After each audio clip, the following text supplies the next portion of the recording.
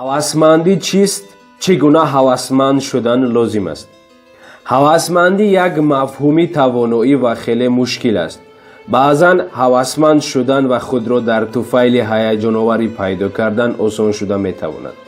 мо дар ин навор баҳри шумо дар бораи ҳавасмандӣ беҳтарин фикрҳо ва усулҳои муфидро пешниҳод хоҳем кард. ин навор шуморо ба ҳаяҷон намеоварад, ин усули мо нест. ба ҷои ин мо ҳаракат мекунем ки дар ин навор фарқ байни ҳавасманд шудан ва муддати дароз ҳавасманд буданро барои шумо кӯшиш мекунем соддатар бифаҳмонем. агар шумо кӯшиши омӯхтани чӣ тавр ҳавасманд шуданро дошта бошед, пас ин навор барои шумо аст. ҳавасмандӣ чист ва он чӣ гуна кор мекунад? олимон ҳавасмандиро ҳамчун хоҳиши кор кардан муайян мекунанд. ҳавасмандӣ ин як қатор омилҳои психологӣ мебошад ки моро водор мекунад то ба он омилҳо машғул бишавем. ин таъриф албатта ки кофист, аммо мо метавонем боз ҳам як таърифи муфидтар пайдо кунем. пас ин ангеза чист? дар китоби нависандаи машҳур Стивен Пресфилд The War of Art, яъне ҷанги санъат, як ҷумлае дидам ва фикр мекунам ба маънои аслии ҳавасмандӣ расидам. ин ҷумла бошад: дар баъзе лаҳзаҳо дарди иҷро накардани коре бештар аз дарди иҷрои он аст. аз ин рӯ тағйир додани баъзе чизҳо нисбат ба он ки дар ҳолати пешина истодан ё ин ки часпидан осонтар аст, аз он ки тамоми рӯз дар хона мешинеду аз худ нафрат мекунем. аз ҷои хоб хеста ба толори варзишӣ рафтан хубтару беҳтар аст. аз он ки суратҳисоби бонки худро мебинӣ ки дарунаш холис ва эҳсоси ноумедӣ пайдо мекунӣ, дар ҷустуҷӯи муштарӣ ва чизе фурӯхтан ба даст музди меҳнатӣ пайдо кардан хеле мусбат аст.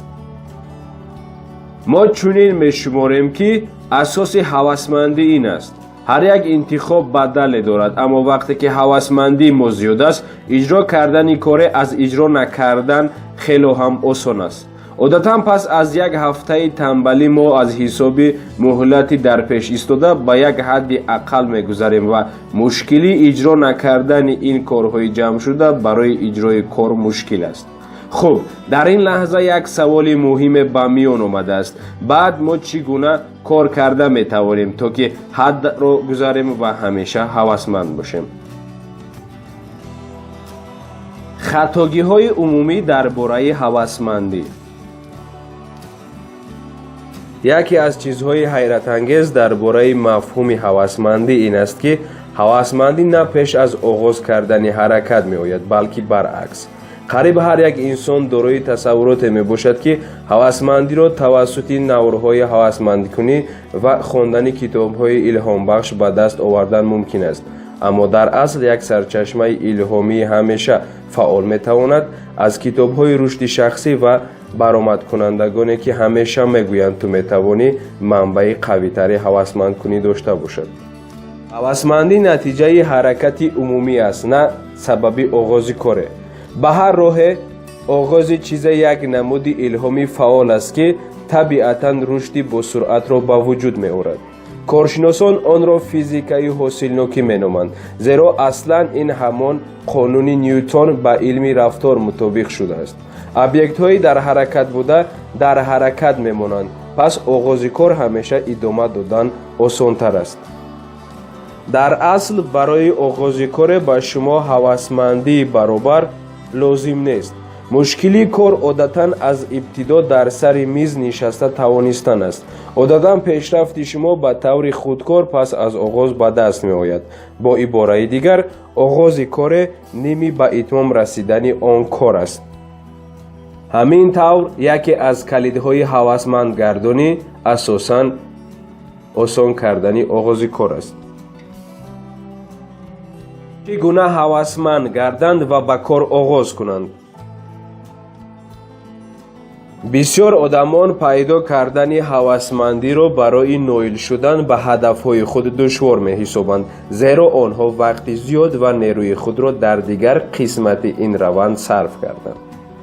агар шумо хоҳед ки ҳавасманд кунед ва оғози онро осон кунед, табдил додани қисмҳои аввалини нақшаи рафторатон метавонад ба шумо кӯмак расонад. ҳавасмандии худро ба нақша гиред. ҳангоми суҳбат дар бораи навиштан яке аз дӯстони ман Парвина ба ман нигоҳ карда гуфт: бисёр одамон ба навиштан шавқ надоранд, зеро онҳо ҳамеша фикр мекунанд ки кай онҳо бори дигар менависанд.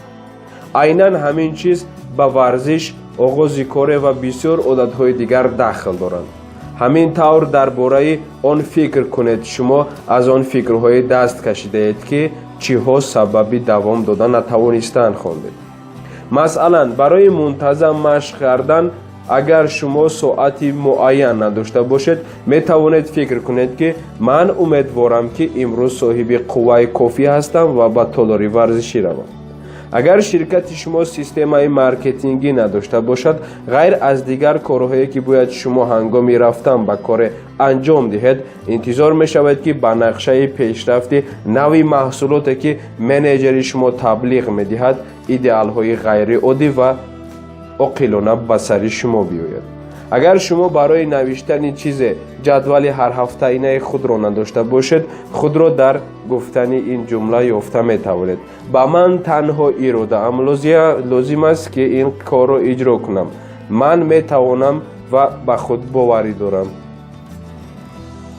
мақолаи The Guardian вазъиятро чунин шарҳ медиҳад: агар шумо захираҳои худро бо роҳи интихоб кардани ҷой, манзил ва вақти кор сарф кунед, шумо танҳо қобилияти кории худро паст хоҳед кард. гарчанде ки ба нақшагирии нақшаҳо барои худ сода ба назар расад ҳам, дар асл барои худкоркунӣ равандҳои тасмимгарӣ ва расидан ба ҳадафҳои худ дода мешавад. план кардани нақша ва пеша кардани роҳ эҳтимолияти иҷрои нақшаро зиёд мекунад, ҳатто агар ҳавасмандии шумо ҳам кам бошад. мақолаҳои зиёде дар бораи ҳавасмандӣ мавҷуданд ки инро дастгирӣ мекунанд. агар ин мавзӯъ барои шумо ҷолиб бошад, шумо метавонед таҳқиқ гузаронед ва расонаҳои бештарро дастрас бикунед.